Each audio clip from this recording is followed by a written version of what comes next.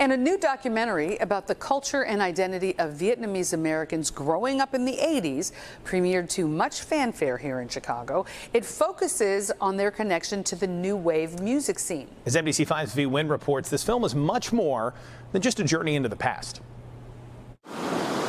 It's very, very special to be in Chicago. At the Siskel Film Center in downtown Chicago,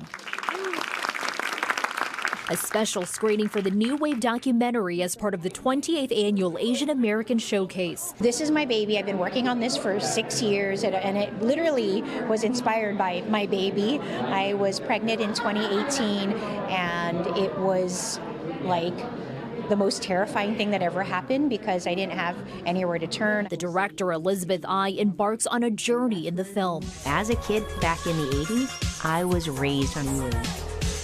I watched how this music saved a lost generation.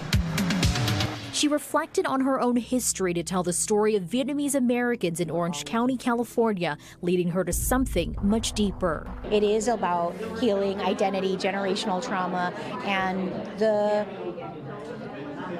decades of unraveling, the trauma of displacement. The documentary examines the buried trauma from the Vietnam War as Vietnamese American teens turn to new wave music and the cultural movement for a sense of belonging.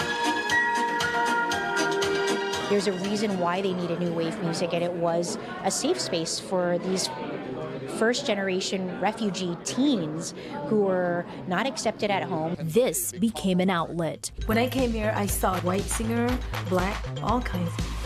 But I didn't really see any Vietnamese singers. Prominent new wave Vietnamese singers like Linda Chang Dai also featured in the film. We all lived that, and so it's kind of a nostalgic and to see how others view that era. And I'm also an immigrant from 1975 as well. Throughout the documentary, Ai is left with a burning desire to confront her past and childhood marked by her mother's abandonment. She hopes her journey to heal and new beginnings will inspire others to learn about their family history, no matter where they're from. I think the most important thing is our community rallying around it and embracing it and saying they feel seen, they feel heard. We need to stand up and be loud and be proud of who we are, and that means starting with just sharing our stories with one another in the ways that we can. The director tells me she's already working on her next project, her first fiction narrative, and that there are talks right now to turn her documentary into a series. Reporting downtown, V1 NBC5 News.